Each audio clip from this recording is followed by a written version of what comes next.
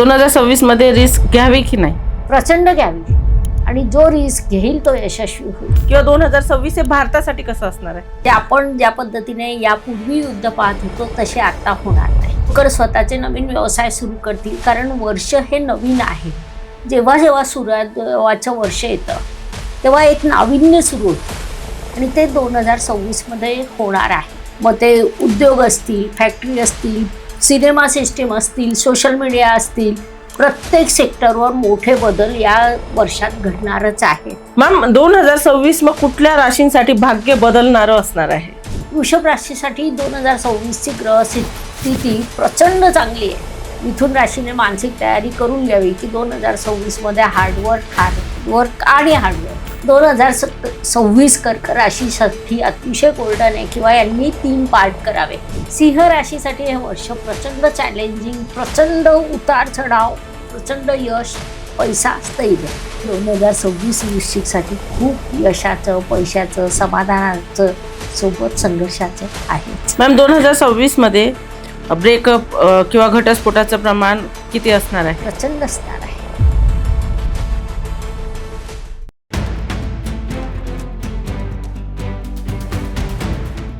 नमस्कार, मी कविता जाधव, लाईफ गुरु आणि तुमची होस्ट मल्टीमिलेनियर कविता या पॉडकास्ट सिरीजमध्ये तुम्हा सगळ्यांचं परत एकदा मनपूर्वक स्वागत.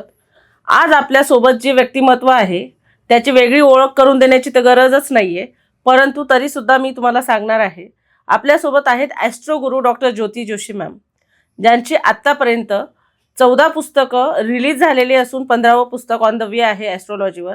आणि संपूर्ण महाराष्ट्रात 100% त्यांचं जे पण प्रेडिक्शन असतं ते खरं झालेलं आहे. माझ्या बाबतीत तरी आहे.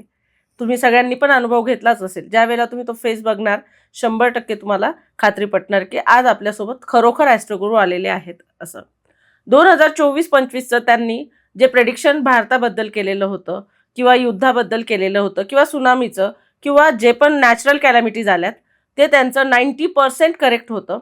हे सगळ्यांनीच अनुभवलेलं आहे. तुम्ही मागच्या त्यांच्या गोष्टी बघा, 100% तुम्हाला त्यातनं कळणार आहे. तर एवढं आगळं वेगळं व्यक्तिमत्व आणि एवढं ट्रू पर्सन आज आपल्यासोबत आहे, तर त्यांच्याकडून आपल्याला भरपूर काही गोष्टी मिळणार आहेत. Stay tune. आणि अशाच महत्त्वपूर्ण पॉडकास्ट अजून पुढेही बघायच्या असतील तर माझ्या चॅनलला लाईक, शेअर आणि सबस्क्राईब करायला विसरू नका.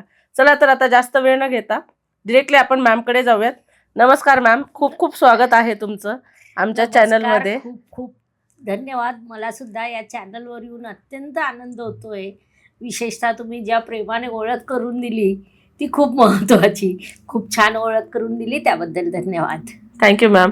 तुमच्याकडे इतकं अगाध नॉलेज आहे आणि त्याचा खूप सगळ्यांना फायदा होतो. मला तर पर्सनली खूप झाला आहे, त्यामुळे मी म्हटलं की नाही, मॅमला आपल्याकडे बोलवायचं आहे.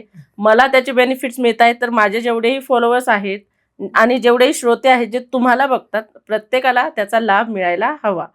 आणि ॲस्ट्रॉलॉजी तर आज सगळेच करतात, परंतु त्यातलं तंतोतंत सांगणं आणि त्या गोष्टी प्रत्येकाच्या बाबतीत खऱ्या होणं हे अनुभवलेल्या व्यक्तींना जास्तच समजू शकतं. ॲस्ट्रोलॉजी आज सगळे करतात, हे वाक्य जे तुम्ही बोललात त्याच्यावर मी एक सांगेन. काय झालंय ना की मधल्या काळ वेगळा होता. आज जगाला योग, आयुर्वेद आणि ज्योतिषशास्त्र तिघांचं महत्त्व पटलंय, अनुभवाला आलंय आणि हे कळायला लागलंय की सत्य इथे आहे. जगाचं सगळ्यात मोठं ज्ञान भारतीय संस्कृतीत आणि भारतीय संस्कृतीने जे 3 शास्त्र जगाला दिले त्यांच्यात आहे. आणि म्हणूनच आज लोक ॲस्ट्रोलॉजीकडे वळत आहेत. Yes, definitely. नाही म्हणजे सांगणारे पण खूप वाढले आहेत, पण ऑथेंटिक तुमच्यासारखं असं प्रगल्भ ज्ञान असणारं व्यक्तिमत्व लाभणं ही खरंच मोलाची गोष्ट आहे. So thank you so much ma'am. आपण आता डिरेक्टली विषयाकडे जाऊयात. तर 2026 मध्ये आपल्याला काय काय कॅलॅमिटीज असणार आहेत किंवा 2026 हे भारतासाठी कसं असणार आहे? कसं झालं ना, काही गोष्टी चांगल्या असो वाईट असो आपल्याला वेळोवेळी सांगाव्या लागतात. Yes yes. 2025 बद्दल जेव्हा आम्ही सुरुवातीला सांगितलं होतं की वर्ष संकटाचं आहे, युद्धजन्य परिस्थिती, नैसर्गिक आपत्ती, वायुतत्व बिघडलेलं, सगळ्या घटना एकामागे एक घडत गेल्या. येस. आणि 2026 मध्ये अशी वेळ येईल की आपल्याला बोलावं लागेल 2025 चांगलं होतं. हे जरी असलं तरी त्याच्यात अजून एक दुसरी बाब आहे. 2026 हे रविदेवांचं वर्ष आहे. सूर्यग्रह आणि इथे एक नवीन सायकल सुरू होते. म्हणजे आत्तापर्यंत जे होतं त्याला वेगळं पण येईल. अनेक नवीन गोष्टी घडतील. नवीन उद्योग, नवीन संशोधन, नवीन व्यवसाय, प्रत्येक गोष्टीत नाविन्य. म्हणजे युद्धाची जी यापूर्वी सिस्टीम होती ती पूर्णतः बदलेल, कोलॅप्स होईल. नव्या पद्धतीने. म्हणजे आपण ज्या पद्धतीने यापूर्वी युद्ध पाहत होतो तसे आता होणार नाही. संशोधन नवीन येतील. इतकंच काय, पॉडकास्टिंगची सिस्टीमही नवीन येईल. अनेक लोक स्वतःचे नवीन व्यवसाय सुरू करतील. कारण वर्ष हे नवीन आहे. जेव्हा जेव्हा सुरुवातीचं वर्ष येतं तेव्हा एक नाविन्य सुरू होतं आणि ते 2026मध्ये होणार आहे. मात्र त्याचवेळी जेव्हा आपण ग्रहस्थिती पाहतो तर 2026मध्ये एकटे शनिदेव सोडून बाकी सगळे 8 ग्रह राशी परिवर्तन करणार आहेत. त्यामुळे प्रचंड मोठा बदल, मग ते उद्योग असतील, फॅक्टरी असतील, सिनेमा सिस्टीम असतील, सोशल मीडिया असतील, प्रत्येक सेक्टरवर मोठे बदल या वर्षात घडणारच आहेत. भारताच्या दृष्टीने जेव्हा आपण विचार करतो तेव्हा भारताची पत्रिका ही वृषभ लग्न आणि कर्क राशीची पत्रिका आहे आणि मंगळाची महादशा सुरू झाली आहे. 2024मध्ये मी सांगितलं होतं की आता जेव्हा मंगळाची महादशा सुरू होईल, कोणत्या पॉडकास्टवर ते आठवत नाही पण 2-3 पॉडकास्टवर हा विषय झाला होता, तेव्हा भारत म्हणेल इनफ इज इनफ, पुरे झालं. आजपर्यंत भारताने प्रत्येक वेळी ज्या गोष्टी सहन केल्या त्या आता यापुढे करणार नाही. आणि तो अनुभव आपण 2025मध्ये घेतला. 2026मध्ये त्याची तीव्रता वाढणार आहे.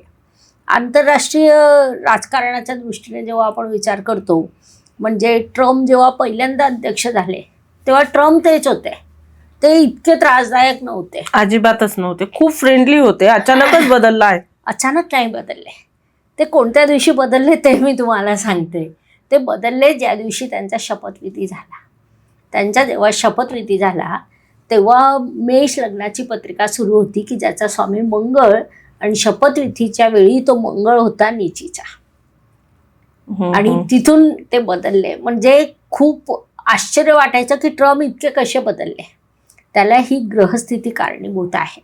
एक आहे, कितीही संकट आली, काही आली तरी मी एक एकदम मोठी सकारात्मक बाब सांगते की भारत महासत्ता म्हणून 110-120% पुढे येणार. अरे वा वा वा, खूपच छान, थँक्यू. पण याची जी किंमत भारत मोजणार आहे ती खूप मोठी आहे. भारत काय, अख्खं जग मोजणार आहे.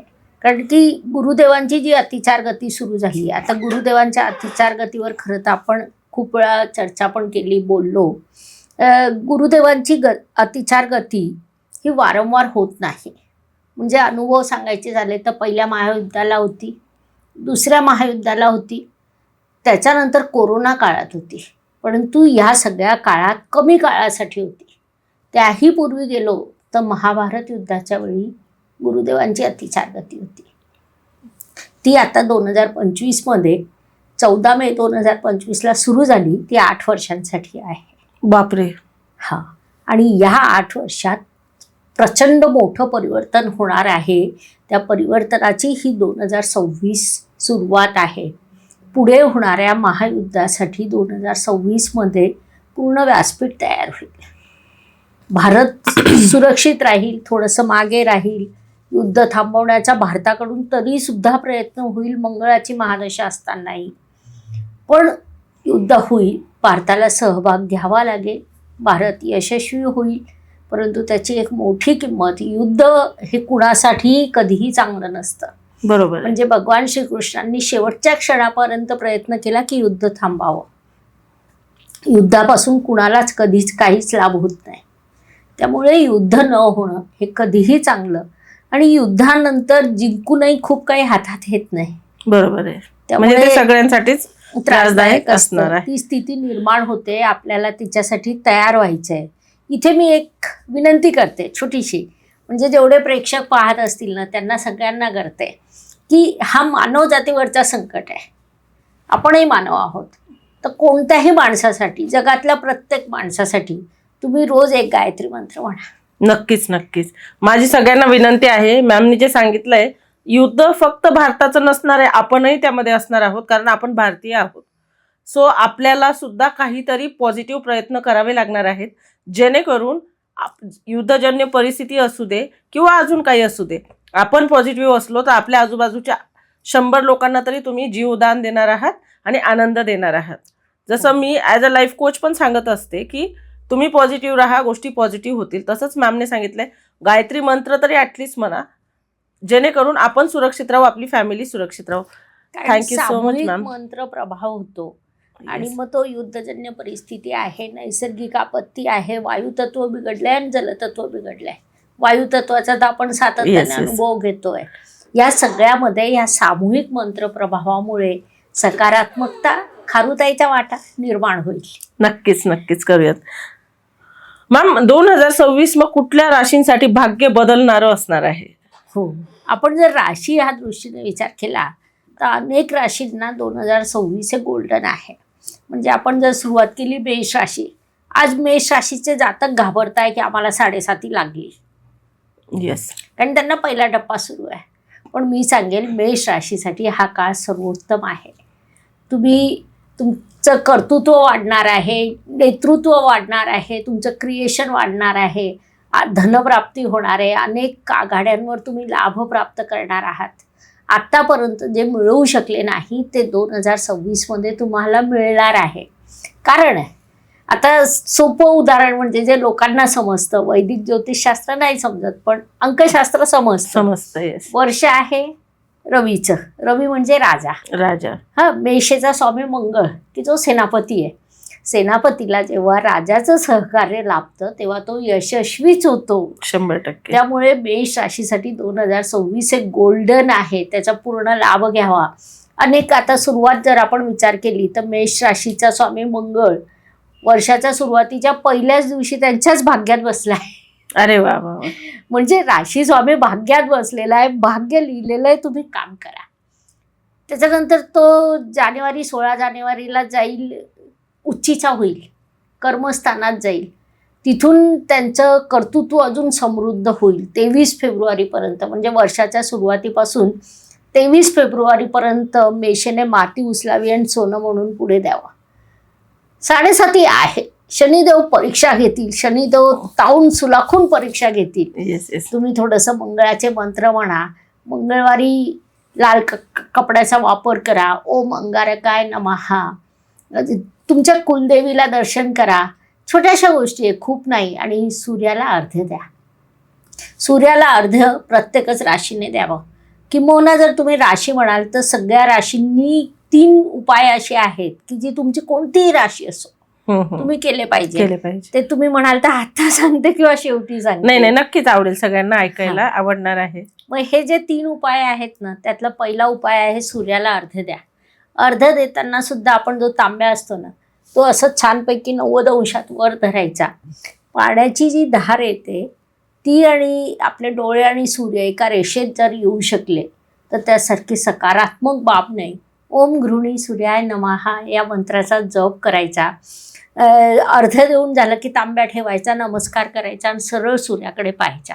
तुमच्या डोळ्यांना त्रास होणार नाही, मी सांगते, अजिबात होणार मंत्र नाही. म्हटल्यामुळे तुम्ही अनुभव घ्या, तुम्हाला अजिबात त्रास होणार नाही. सूर्याकडे पहिले 2 मिनटं बघा, मग 3 मिनटं बघा, मग 4 मिनटं बघा. असं करत तुम्ही 5 मिनटापर्यंत वेळ वाढवा. दिवसभरात तुम्हाला सगळ्या कामात यश चालत येईल. मग सूर्याला अर्ध्य देऊन झालं ना की आचमन करा.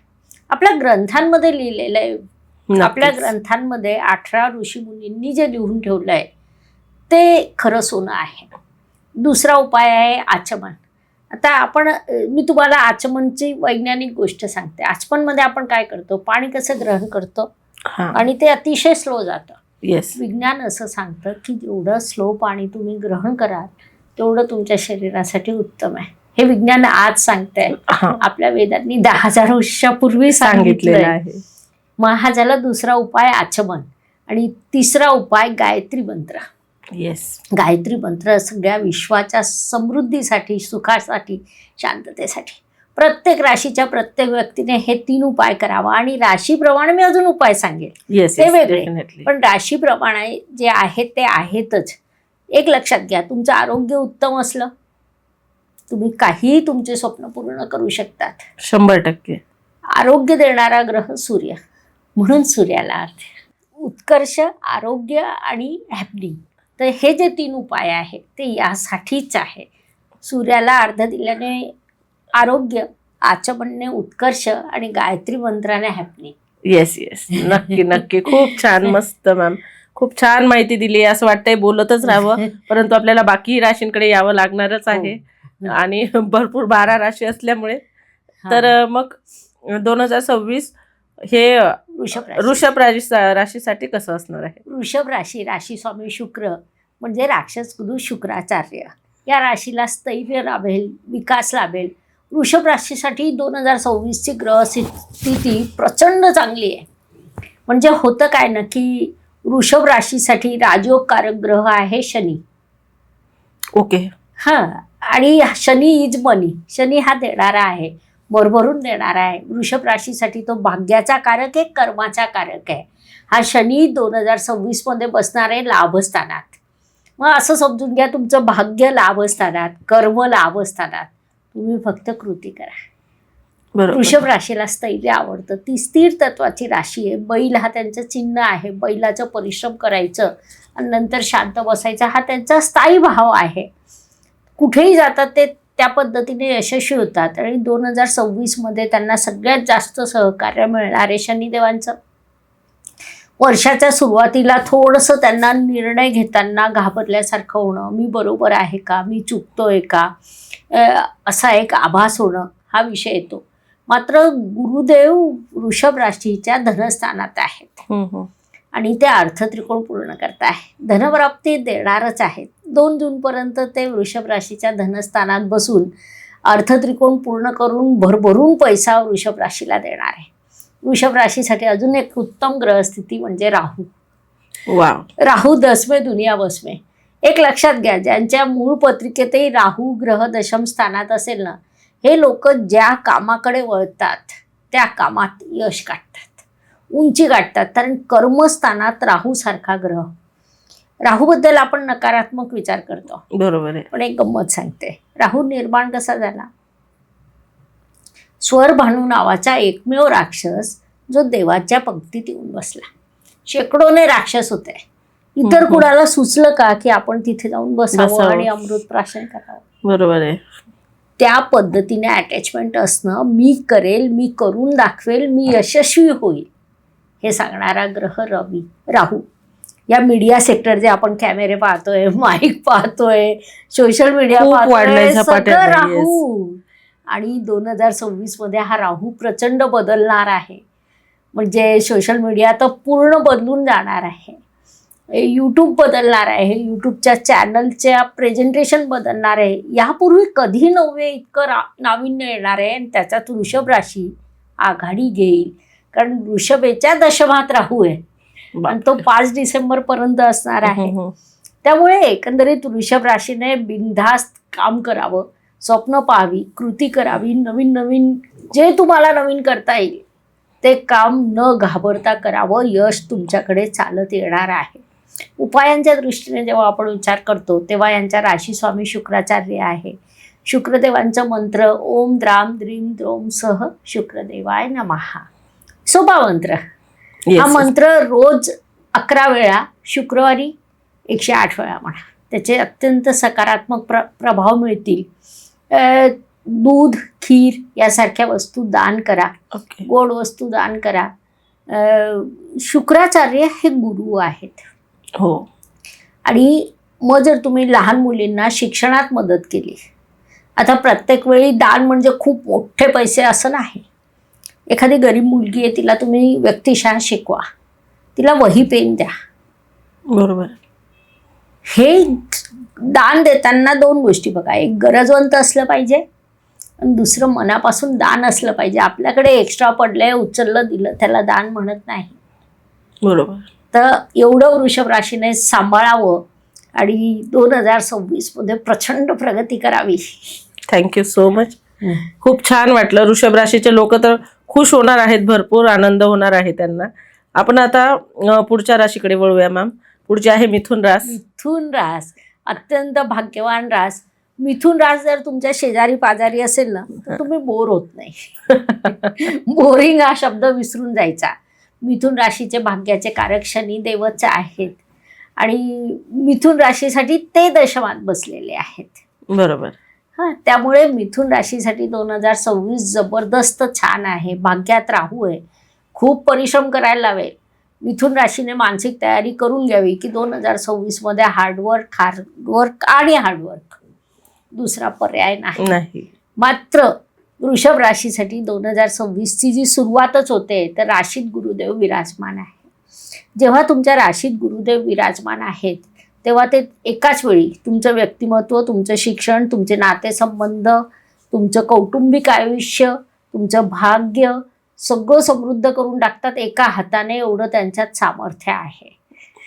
फक्त ते अतिचार गतीत आहे, पण तरी सुद्धा ते देणारे आहे. Yes yes. 2 जूनला ते जातील तुमच्या धनस्थानात. धनत्रिकोण, अर्थत्रिकोण पूर्ण करतील तेव्हा ते उच्चीचे असतील.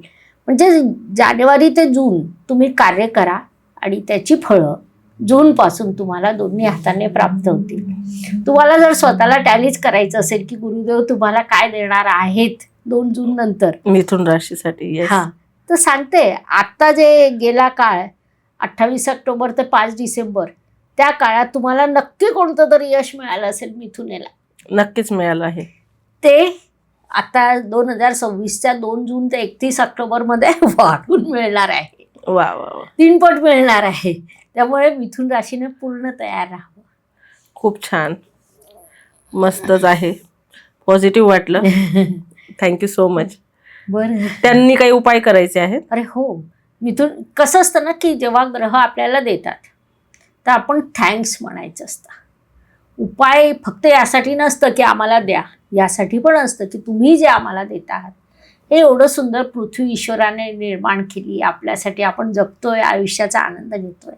मग थँक्स म्हणण्यासाठी काय, तर त्या जे ग्रह देत आहे त्यांचे मंत्र. तर बुध ग्रह हा तुमचा राशीस्वामी आहे. बुधाचा मंत्र येतो ओम राम ब्रीम रोम सह बुधाय नमः. दान करताना हिरव्या वस्तू दान करा, गाईला गवत खाऊ घाला.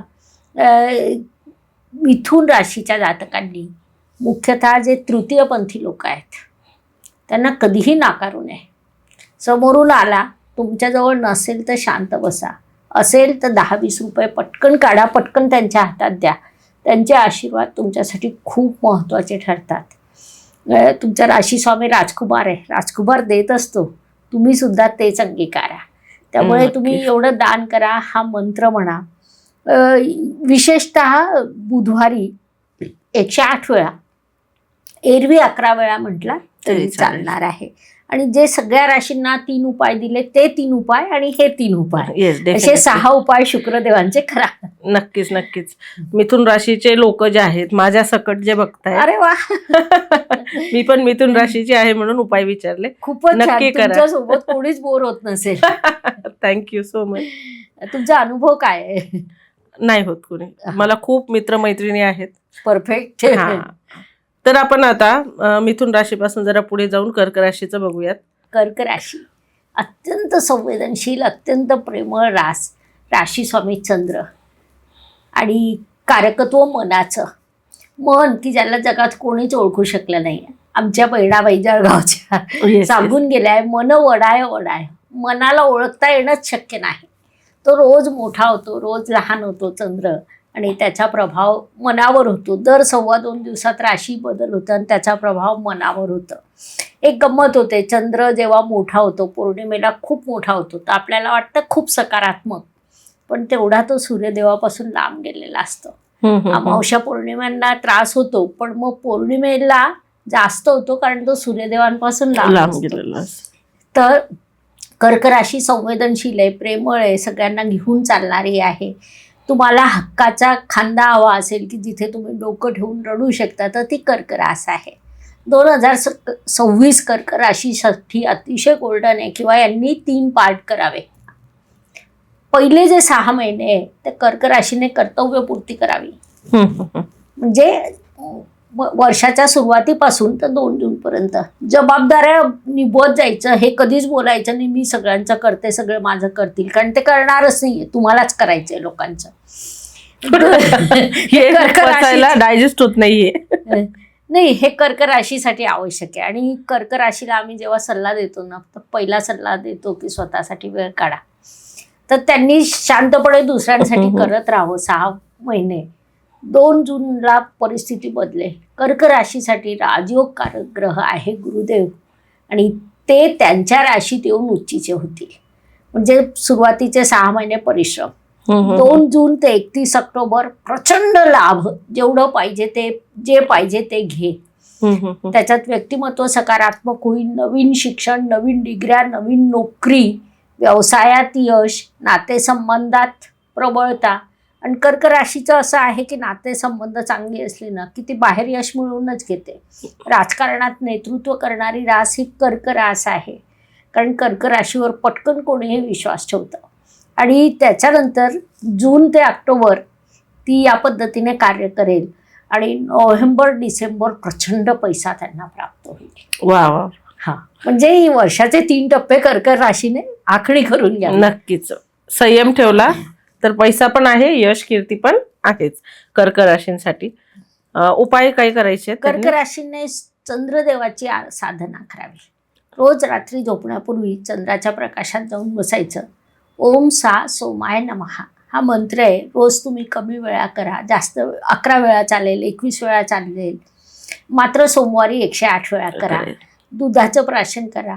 लहान म्हणजे गरजवंतांना दुधाचे पदार्थ दान करा, ते तुमच्यासाठी उपयुक्त ठरेल. सोमवारी तरी पांढऱ्या रंगाला विशेष महत्त्व द्या. पांढरा किंवा दुधिया कलर कर्क राशीसाठी अत्यंत उत्तम आहे.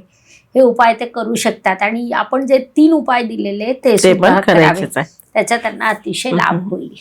नक्कीच नक्कीच करतील ते. Thank you so much. आता आपण पुढच्या राशीकडे वळूया मॅम. सिंह राशीसाठी कसं असणार आहे? सिंह राशीसाठी हे वर्ष प्रचंड चॅलेंजिंग, प्रचंड उतार चढाव, प्रचंड यश, पैसा, स्थैर्य या क्रमाने ते आहे. त्याला कारण आहे, सिंह राशीचे जे महत्त्वाचे ग्रह आहेत ते गुरुदेव आहेत. बरं. वर्षाच्या सुरुवातीला जसं वृषभेच्या लाभात शनी आहे तसं सिंहेच्या लाभात गुरु आहे. आणि मग होतं काय ना की लाभस्थान हे एकमेव स्थान असं आहे की जिथे ब्रह्मदेवाने सगळ्या ग्रहांना शाप देऊन ठेवला आहे की या स्थानातल्या प्रत्येक ग्रहाला शुभ फळं द्यावेच लागतील. मग अशा स्थानात निसर्ग कुंडलीचा सगळ्यात अधिक शुभ ग्रह, सगळ्यात मोठा ग्रह, देणारा ग्रह, दाता ग्रह जेव्हा विराजमान आहे 11वा गुरु, तेव्हा तो दोन्ही हातांनी सिंह राशीला भरभरून देणार आहे. अरे वा. म्हणजे वर्षाची सुरुवात त्यांची अशी छानपैकी होऊन जाईल. 2 जूनपर्यंत त्यांना हा लाभ आहे. तिथून त्यांचं अनेक प्रवास होतील, प्रवासात अनपेक्षित लाभ होतील, शैक्षणिक यश मिळेल, व्यवसायात यश मिळेल, नोकरीत पदोन्नतीच्या संधी प्राप्त होतील, पैसा प्राप्त होईल, जोडीदारासोबत सुसंवाद होईल, जो एरवी सिंह राशीचा कधीच नसतो, कारण तिथे थोडासा इगो येतो. सिंह राशीचंच हे वर्ष आहे आणि या वर्षात सिंह राशीने कॉन्फिडन्सला ओव्हर कॉन्फिडन्समध्ये न जाऊ देणं हाच सगळ्यात मोठा उपाय आहे. कारण येणारे हे वर्ष तर राहूच द्या, येणारे 3 वर्ष सिंह राशीसाठी चांगले आहेत. मग या काळात जर त्यांनी इगोवर कंट्रोल ठेवला तर यश त्यांचं आहे, पैसा त्यांचा आहे, समृद्धी त्यांची आहे, वास्तुसुख, वाहन सुख ते प्राप्त करणार आहेत, सगळंच आहे. हां, पण इगो त्यांना सांभाळावं लागेल. आणि त्यांच्या राशी स्वामी सूर्याला अर्ध्या आपण तसंही सांगितलंच आहे. रविवारी त्यांनी आदित्य हृदय स्तोत्राचं पठण करावं. ओके. दान खूप आवश्यक आहे. दान प्रत्येक व्यक्तीने करावं. माझं असं मत आहे की दान केल्याने तुमचं काहीही कमी होत नाही, तुम्हाला वाढून मिळतं, भरभरून मिळतं. आपण जेवढं दान करतो त्यापेक्षा जास्त आपल्याकडे येत असतं. वडील किंवा वडिलांसमान असलेल्या व्यक्तींचा आदर करावा, ही सिंह राशीसाठी हा उपाय आहे.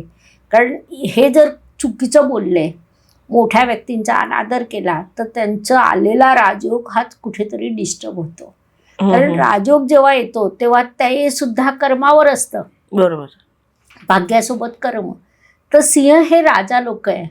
राजा लोकांनी राजासारखं जगावं. बरोबर. सगळ्यांचा सन्मान करावा. म्हणजे सगळे, तो पुरू राजाची गोष्ट आहे ना की एका राजाने दुसऱ्या राजाशी कसं वागावं, तसं सिंह राशीने इतरांना सुद्धा राजा मानून त्यांच्याशी राजासारखं वागावं. प्रचंड 2026 तुमचं आहे, 27 तुमचं आहे आणि 28 सुद्धा तुमचंच आहे. वा वा, मस्तच. पुढील 3 वर्षाची आखणी मॅमने सांगितली आहे. फक्त आदर करा म्हणजे तुम्हालाही मिळेल, कारण आपण जे देतो तेच आपल्याला मिळत असतं. बरोबर. खूप छान मॅम, थँक्यू सो मच.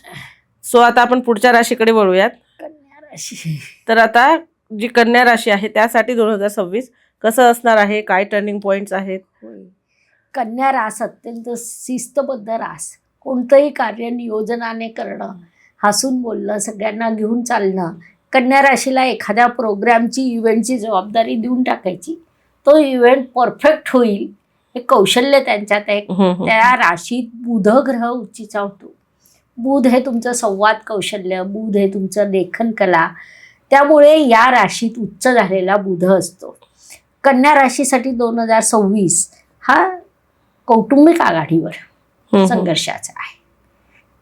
मात्र तेवढी एक आघाडी सोडली तर प्रचंड यशाचा आहे. तुम्हाला कुटुंब सांभाळावं लागेल, कुटुंबात वेळ द्यावा लागेल. मिठाची बरणी तुमची 2 इंच बाजूला सरकल्याने काही बिघडत नाही. घरात तुमच्यासारखे सगळे शिस्तबद्ध होतील असं अजिबात मानू नका. तुम्ही स्वच्छता ठेवता दी बेस्ट, इतर तेवढी ठेवतीलच असं नाही. तर तुम्ही या वर्षात तरी तुमची नाती सांभाळा, तुमच्याकडे यश चालत येईल. कारण कन्या राशीला शनिदेवांचं सहकार्य असतं. गुरुदेव सुरुवातीलाच कर्मस्थानात आहे आणि सगळ्यात महत्त्वाची बाब म्हणजे कन्येच्या लाभस्थानात गुरुदेवांचा प्रवेश होईल तो 2 जून 2026ला. 2 जून, जुलै, ऑगस्ट, सप्टेंबर, ऑक्टोबर 5 महिने कन्या राशीला जे पाहिजे ते मिळेल. कन्या राशीनेही अनुभव घेतला. आता जेव्हा गुरु बदल झाला होता मध्ये, तेव्हा आम्ही व्हिडिओ टाकला होता. शेकडोने कमेंट आले की मॅडम हो, आम्हाला अपेक्षा नव्हती की एवढं घडू शकतं. 28 ऑक्टोबर ते 5 डिसेंबर 2025 मध्ये कन्या राशीला भरभरून मिळालं. कारण शनिदेव पण सहकार्य करताय, राहू सहकार्य करतोय. राहू ग्रह जेव्हा जेव्हा उपचय स्थानात असतो म्हणजे 3, 6, 10, 11 तो देण्यासाठी असतो. आपण राहूबद्दल गैरसमज बाळगतो. राहू हा 21व्या शतकाचा राजा आहे. राजकारणात यश मिळवण्यासाठी राहूच ग्रह लागतो, त्याशिवाय मिळत नाही. आणि हा राहू कन्या राशीच्या षष्ठात आहे. त्यामुळे शत्रुनाश करेल, शत्रूंवर विजय मिळवून देईल. अनेक अर्थांनी कन्या राशी भाग्यवान आहे. त्यांना काळजी कुठे घ्यायची तर वैयक्तिक, कुटुंबात, जोडीदारासोबत सुसंवाद, घरात वाद न घालणं आणि हे मान्य करून चालणं की तुमच्यात कर्तृत्व आहे ते सगळ्यात नसेल, तुमच्यात शिस्तबद्धता आहे ती सगळ्यांमध्ये नसेल. काही बिघडत नाही. वस्तू इकडे तिकडे राहिल्या, पलंगावर ओढलं, टावेल केलं, बिघडत नाही. म्हणजे वाद न घालण्यापेक्षा संवाद करायचा आहे आणि तोही सुसंवाद करायचं. बाकी गोष्टींकडे दुर्लक्ष करून नाती जपायची आहेत. कारण नाती माणसांसाठी आहेत, वस्तू माणसांसाठी नाहीत. त्यासाठी नाती खराब करू नका, एवढं आमचं सांगणं आहे. परफेक्ट. उपायांच्या दृष्टीने मंत्र आहे, बुधदेवाचाच मंत्र आहे. विष्णू देवांची साधना करणं, गणपतीची साधना करणं कन्या राशीसाठी उपयुक्त ठरतं. आणि राशी स्वामीचा मंत्र तर महत्वाचाच असतो. म्हणून मग ओम ब्राम ब्रीम लोम सह बुधदेवताय नमः. बुधवारी 108 वेळा, इतर दिवशी 108 केलं तर चालणार आहे, नाही तर 11 वेळा किंवा 21 वेळा, वॉट एव्हर तुम्हाला शक्य होईल. हिरव्या रंगाचे कपडे परिधान करा बुधवारी. कन्या, कुमारी कन्या ज्या असतात त्यांना दान करा, त्यांना शिक्षण द्या, शैक्षणिक साहित्य द्या, खायला गोडधोड द्या. कन्या राशीच्या हातात अन्नपूर्णा आहे. नक्कीच अन्नदान महादान असतं प्रत्येकासाठी, स्पेशली कन्येसाठी तर आहेच. आवर्जून करा. होय, नक्कीच. Thank you so much ma'am. आता आपण वळूयात पुढच्या राशीकडे. तूळ रास. तूळ राशीसाठी कसं असणार आहे 2026? तूळ रास ही शुक्रदेवांची मूळ त्रिकोण रास. त्याचं आपण बोधचिन्ह पाहिलं तर तराजू, समतोल साधणारी. शनिदेव ज्या राशीत उच्चीचे होतात अशी रास म्हणजे तूळ रास. का होत असतील ते तिथे उच्चीचे? कारण शनिदेवांना न्यायप्रिय आहे. तूळ रास सगळ्यांशी न्यायाने वागते, सगळ्यांशी प्रेमाने वागते. शनी हा राक्षस ग्रह आहे आणि शुक्र हा राक्षसांचा गुरु आहे. शुक्राचार्य किंवा शुक्र ग्रह ज्यांचे असतात राशी स्वामी, त्यांच्यासाठी एक कथा सांगते छोटीशी. थोडासा विषय बदलेल, चालणार आहे? चालेल चालेल, नक्कीच आवडेल सगळ्यांना ऐकायला. हो, तर शुक्र हे राक्षस गुरु शुक्राचार्य, त्यांच्याबद्दल आपल्याला माहिती थोडी कमी असते. ते अतिशय ज्ञानी होते, बुद्धिमान होते. म्हणजे देवगुरु बृहस्पती आणि शुक्राचार्य हे दोन्ही शिक्षणाला गुरुदेवांच्या वडिलांकडे होते. त्यामुळे अर्थात ते वडिलांनी आपल्या मुलाला जास्त शिकवलं, पण बुद्धिमान होते शुक्र. मग त्यांना ते शिक्षण ते दिलं नाही. मग शुक्राची इच्छा होती की त्यांनी देवगुरु व्हावं, पण ते त्या वडिलांमुळे बृहस्पती तिथे देवगुरु झाले. मग शुक्राचार्य दुखावले. मग ते रागारागात दानवांकडे गेले आणि त्यांचे गुरु झाले. मग काय व्हायचं ना, युद्ध सुरू झालं की देव जिंकायचे, त्यांच्याकडे अमृत होतं. बरोबर. मग शुक्राचार्यांनी ठरवलं की मी संजीवनी विद्या प्राप्त करेल. शंकराची प्रचंड आराधना केली. स्वतःला झाडावर उलट टांगून घेतलं, खालून धूर निघायचा. मला सांगा, कोणता गुरु स्वतःच्या शिष्यासाठी एवढं करतो? कोणीच नाही. शुक्राचार्य केला. आणि हाच स्वभाव धूळ राशीत उमटतो आणि मग ते काय करतात ना, इतरांचं करता करता स्वतःचं विसरतात. बरोबर. स्वतःसाठी ते करतच नाही, विसरून जातात स्वतः की मी माझ्यासाठी काय केलं पाहिजे. आणि म्हणून आम्ही तूळ राशीला उपाय सांगताना सांगतो की पहिले थोडंसं तरी स्वतःचा विचार करा. लक्झरी आहे, पैसा आहे, हा पैसा ते इतरांसाठी खूप खर्च करतात, स्वतःसाठी पण करा.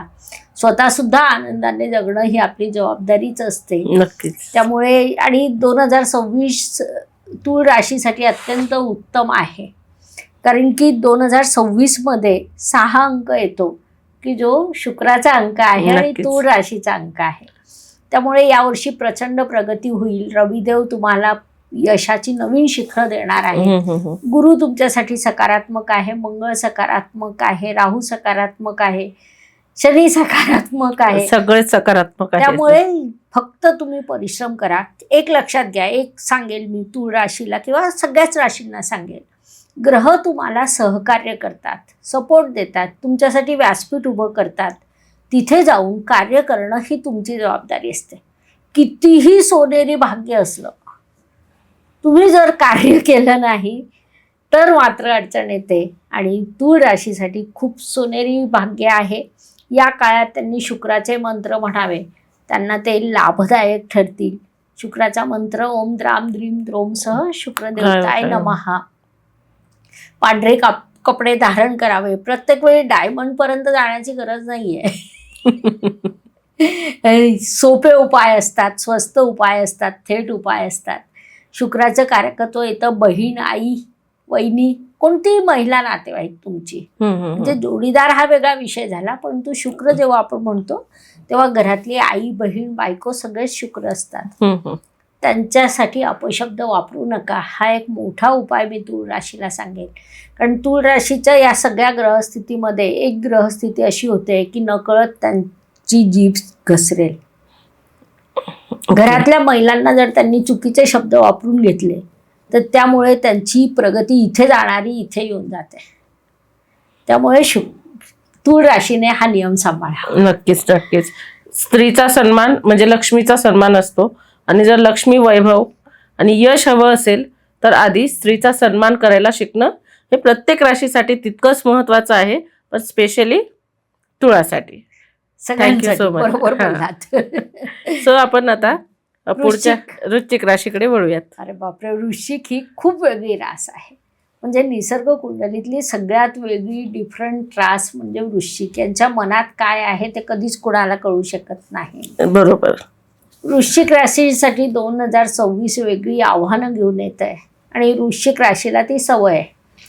जर आव्हानं भेटली नाही ना तर वृश्चिक राशीला फार करमत नाही. दिवस उगवण्याच्या अगोदर इतर लोक झोपेतून उठताना वेगळा विचार करत असतील. वृश्चिक जातक जेव्हा उठतो तेव्हा आज मला काय काय करायचं आहे, आज मी हे करेल, आज मी ते करेल, अशी स्वप्न पाहत ते उठतात.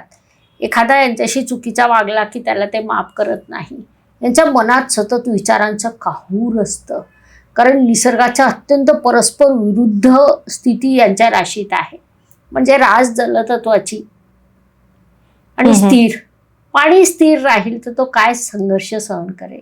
हा संघर्ष वृश्चिक रास जन्मतः करत असते. 2026 तुमच्यासाठी पैसा घेऊन आलेला आहे. तुमचं कर्तृत्व प्रचंड होणार आहे, कारण वृश्चिक राशीसाठी अजून गंमत सांगते. वृश्चिक राशीसाठी सप्टेंबर, ऑक्टोबर आणि नोव्हेंबरचा पहिला आठवडा, बहुतेक 12 नोव्हेंबरपर्यंत एक आगळा वेगळा राजयोग आहे, नीचभंग राजयोग.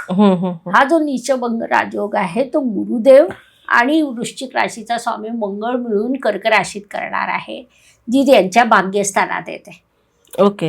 या काळात हा योग अत्यंत प्रबळ आहे. संघर्ष करा आणि मिळवा, जे पाहिजे ते मिळवा.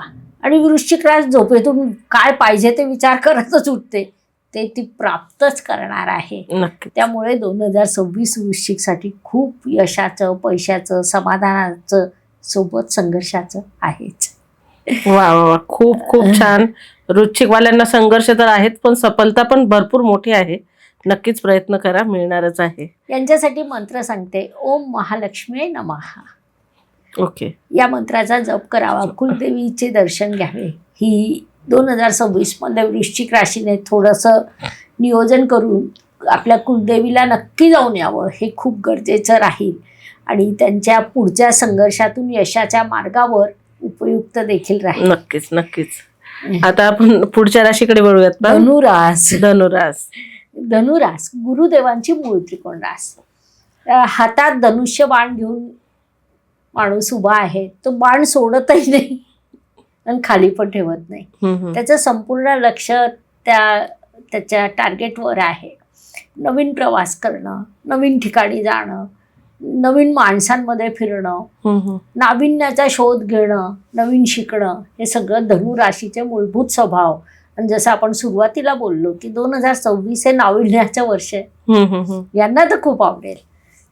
विशेष बाब म्हणजे यांचा राशी स्वामी म्हणजे गुरुदेव, की जो अतिचार गतीत सुरू आहे, ज्यांचा प्रवास सुरू आहे आणि ज्याच्यामुळे अनेक संकट जरी येणार असली तरी अतिचार गतीचे गुरुदेव धनुराशीसाठी बऱ्यापैकी सकारात्मक ठरतात.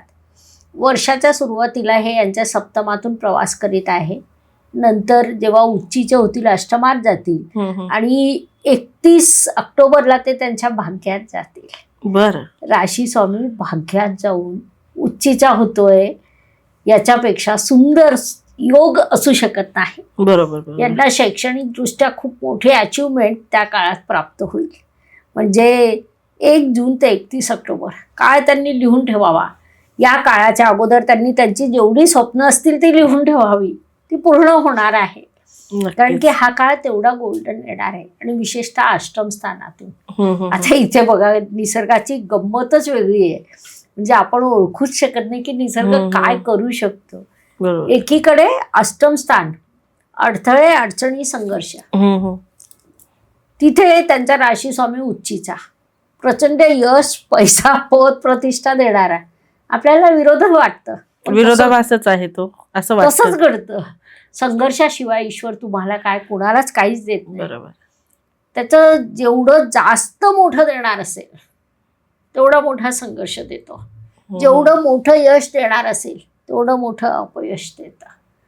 हा निसर्गाचा नियम आहे आणि निसर्ग स्वतःचे नियम चुकवत नाही.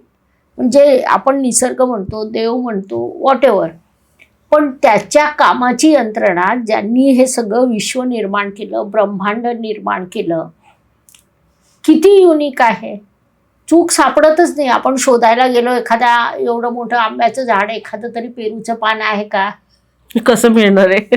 निसर्ग येतो. कारण त्याची कृती ही चुकतच नाही. ते देव आहे, ब्रह्मांड आहे. काय असतं ना, पिंडी ते ब्रह्मांडी आणि ब्रह्मांडी ते पिंडी, हा नियमच चुकला नाही. मग छोटीशी मुंगी असेल किंवा मोठा हत्ती असेल, प्रत्येक गोष्ट पंचतत्वाने निर्माण झालेली. आणि ही जी सगळी वाटचाल आहे निसर्गाची, ती माणसाला माणूस म्हणून जगण्याला समृद्ध करते. धनुरास ही अत्यंत जिवंत रास आहे. त्यांना कर्तृत्व महत्त्वाचं असतं. यश 2 दिवस उशिरा मिळालं तरी चालेल, परंतु या 2026 मध्ये त्यांना यश मिळणार आहे.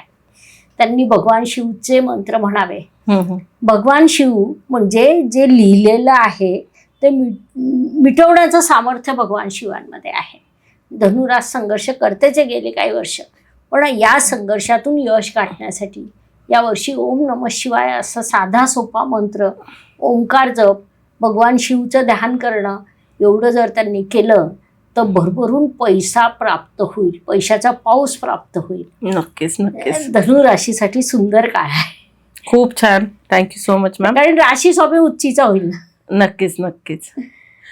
आता आपण वळूयात पुढच्या राशीकडे मॅम. मकर. मकर रास. शनिदेवांची कष्टकरी रास.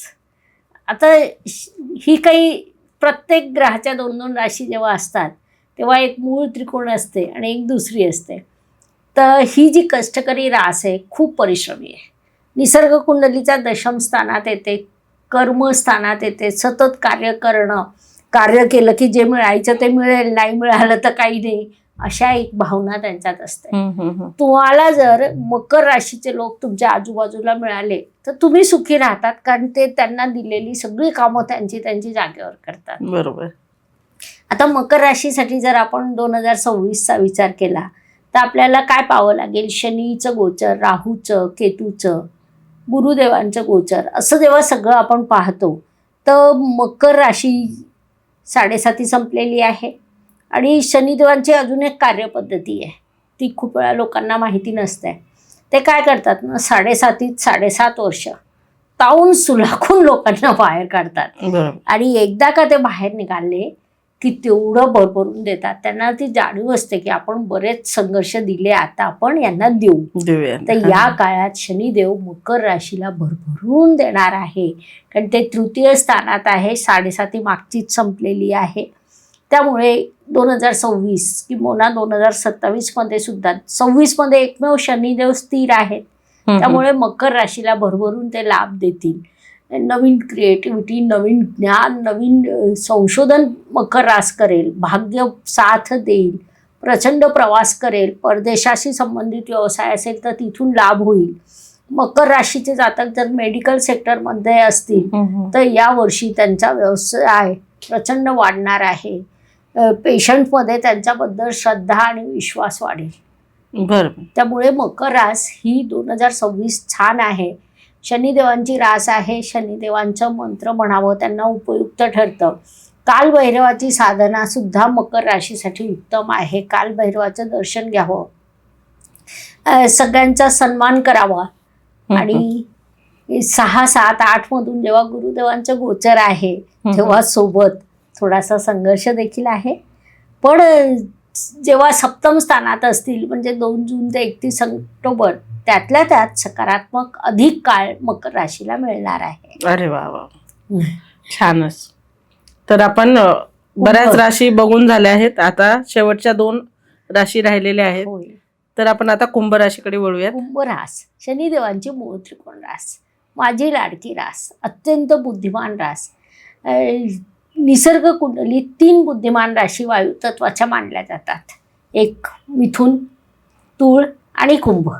मग यांचं कसं असतं ना, मिथुन रास म्हणजे बालिका आहे, तिच्यात एनर्जी आहे, वातावरण सकारात्मक करून टाकणं, सगळ्यांना हसवणं, हे तिचं कौशल्य आहे. तूळ रास ही युवती आहे, तरुण आहे, सौंदर्य तिच्यात आहे. आणि कुंभ रास ही जगाचे सगळे अनुभव घेऊन अनुभव संपन्न झालेली मॅच्युअर महिला आहे, बुद्धिमान आहे. प्रश्न येता येऊ द्या, 7.5 शेवटचा टप्पा तिला त्रास देणार आहे. म्हणजे कुंभ राशीला जेव्हा 7.5 सुरू होते तेव्हा त्रास देत नाही, पहिल्या टप्प्यात देत नाही, दुसऱ्या टप्प्यात देत नाही. पण या 3ऱ्या टप्प्यात शनिदेव कुंभ राशीची परीक्षा पाहिल्याशिवाय राहत नाही. बरोबर. हे असतं की शनिदेव स्वतःच्या राशीलाही माफ करत नाही. त्यामुळे खूप संघर्ष येतील, खूप अडथळे येतील, अनेक आघाड्यांवर लढावं लागेल. पण तरीसुद्धा कुंभ रास अत्यंत बुद्धिमत्तेने माठ येते. तिच्या आत काय शिस्त आहे बाहेरच्यांना कधीच कळत नाही. बरोबर. तेवढ्या शांततेने, सौम्यपणे या सगळ्या वाटचालीतून काढत, प्रगती साध्य करत आपलं ध्येय साध्य करणार आहे, अशी ही कुंभ रास. खूप छान, मस्त. त्यांनी काही उपाय करावा मॅम? हो, त्यांनी मुख्यतः त्यांच्या राशी स्वामीसाठी, शनिदेवांसाठी मंत्र म्हणावे. आणि कसं असतं ना, शनी, राहू, केतू आणि मंगळ या 4 ग्रहांना एकत्रितरित्या सकारात्मक करण्याचं सामर्थ्य कालभैरव देवाकडे आहे. त्यामुळे कालभैरवाची साधना करावी, कालभैरव मंदिरात जाऊन दर्शन करावे, तिथे दिवे लावावे, शनीचे मंत्र म्हणावे आणि भगवान शिवचं मंत्र म्हणावं, महामृत्युंजय मंत्र म्हणावं. लिखे को मिटाने का सामर्थ्य भगवान शिव में. नक्कीच नक्कीच. त्यामुळे ते महत्वाचं. आणि त्याशिवाय जे आपण सांगितलं, सूर्याला अर्ध्य, आचमन आणि गायत्री मंत्र, बरोबर, नक्कीच ते नक्कीच करावे. हे करा. संघर्ष जरी असला तरी त्यातनं सुद्धा सफलता मिळू शकते तुमच्या कर्मानेच.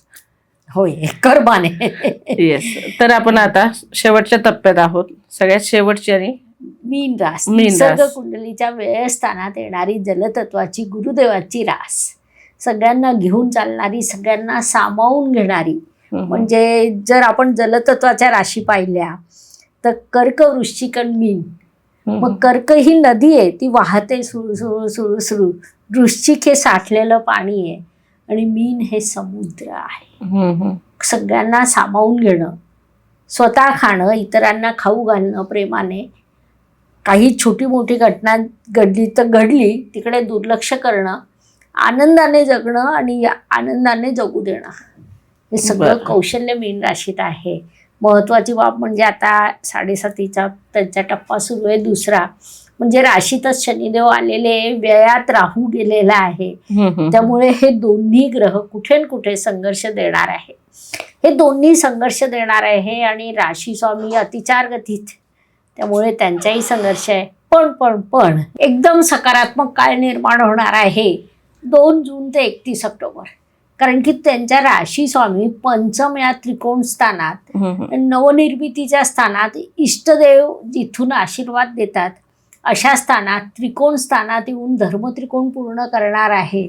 आणि 2 जून ते 31 ऑक्टोबर धार्मिक क्षेत्रात जर मीन राशी असेल तर प्रचंड यशस्वी होईल. धर्मकार्य तुमच्या हातून होईल, किंवा तुमच्या कुळात एखाद्या व्यक्तीने जे कौटुंबिक मोठं कार्य केलं नसेल ते कार्य करण्याची सुरुवात मीन जातकांची या काळात होणार आहे. अरे वा. त्यामुळे मीन जातकांसाठी हा काळ प्रचंड उत्तम आहे, त्याचा पुरेपूर लाभ घ्यावा. असं एकंदरीत मेष ते मीन 12 राशींसाठी आंबट गोड वर्ष आहे. काही चांगल्या गोष्टी, काही संघर्षाच्या गोष्टी आहेतच. खूप छान मॅम.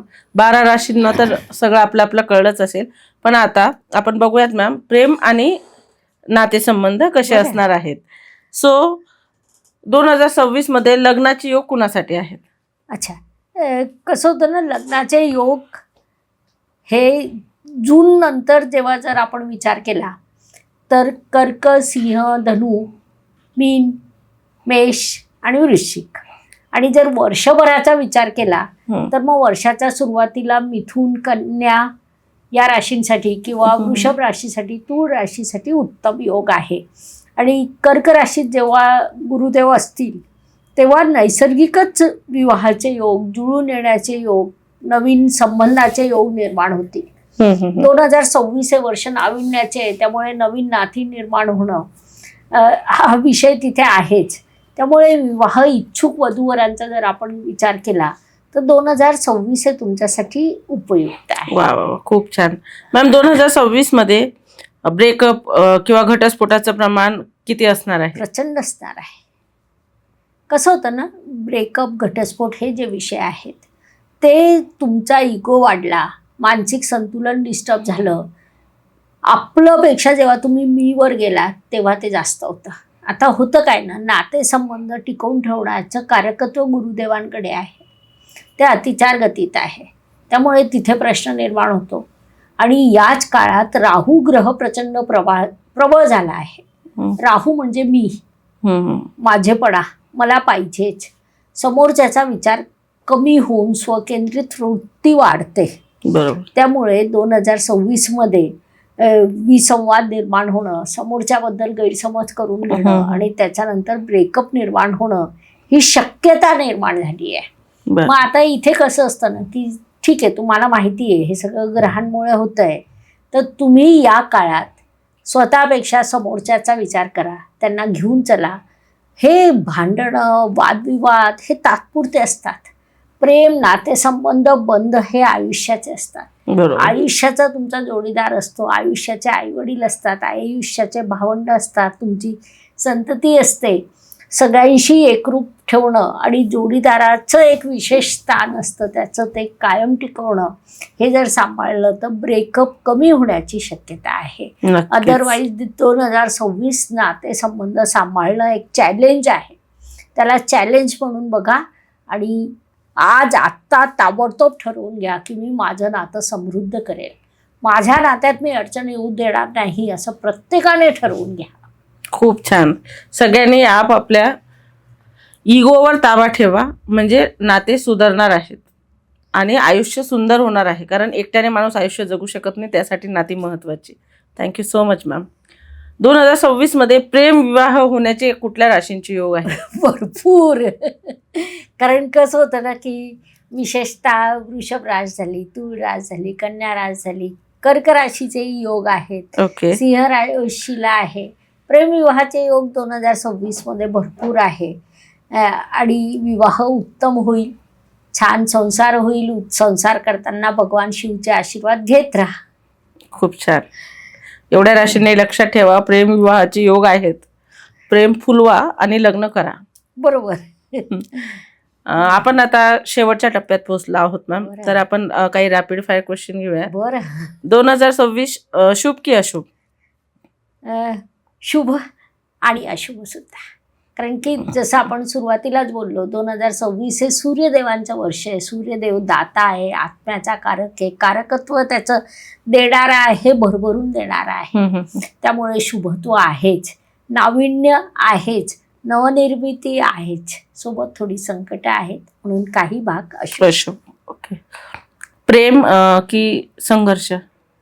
प्रेम. ओके. म्हणजे ग्रहांप्रमाणे संघर्ष असणार आहे, परंतु आपल्या जातकांनी, आपल्या श्रोत्यांनी प्रेम फुलवावं. ओके. पैसा आणि प्रेम? प्रेम. ओके. कुठल्या गोष्टी 2026 मध्ये सगळ्यांनी अजिबात करू नयेत? 2026 मध्ये वाद कमीत कमी घाला. तुम्हाला जेव्हा एखादा नकारात्मक वाक्य तुमच्या मनात येईल तर 2 मिनटं शांतता ठेवा, 2 मिनटं संयम ठेवा, 1 ते 10 अंक बोला, तेवढं क्षण निघून जाऊ द्या. काय होतं ना, आमच्या शास्त्राप्रमाणे, वैदिक ज्योतिषशास्त्राप्रमाणे ग्रह फिरत असतात. ग्रहांच्या महादशा, अंतर्दशा, प्रत्यंतरदशा, सूक्ष्मदशेपर्यंत असतं आणि 6 सेकंदांमध्ये ग्रहांची स्थिती बदलते. ते 6 सेकंद जर तुम्ही जपले, ओके, निगेटिव्ह वाक्य जिभेवर आलं पण तुम्ही 6 सेकंद फक्त थांबलात, तुमचं पुढचं निगेटिव्ह वाक्य थांबू शकतं. त्याच्यामुळे समोरच्याचं निगेटिव्ह वाक्य थांबेल, दोघांची नकारात्मकता थांबेल आणि एकोपा टिकून राहील. असे 6 सेकंद सांभाळा. खूप छान आयुष्य तुमचं आहे. खूप छान. 2026 मध्ये रिस्क घ्यावी की नाही? प्रचंड घ्यावी, आणि जो रिस्क घेईल तो यशस्वी होईल. कारण या वर्षाची ही खूप सकारात्मक देण आहे मानव जातीला. नाविन्याचं वर्ष आहे, बरोबर, कर्तृत्वाचं वर्ष आहे, ईश्वर आशीर्वाद द्यायला बसले. तर यावर्षी जास्तीत जास्त रिस्क घ्या, आणि यावर्षी लोक रिस्क घेणारच आहेत. अनेक लोक स्टार्टअपमध्ये येणार आहेत, अनेक लोक नोकऱ्या सोडून स्टार्टअपमध्ये येणार आहेत.